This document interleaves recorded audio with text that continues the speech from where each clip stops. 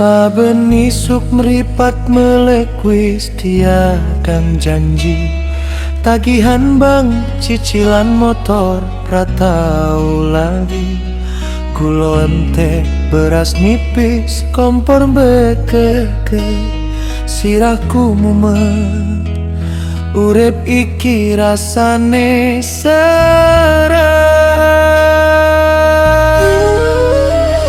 Duh Gusti urip kok ruwet temenan.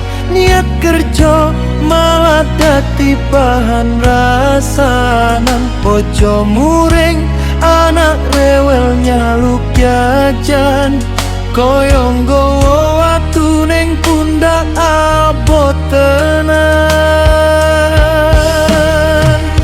Pengen healing malah puyeng mikir duit. Delok dompet isine mung kertas dadi sithik.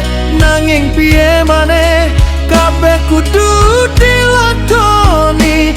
Muga wae sesuk ana rejeki sing dadi siji. Ruwet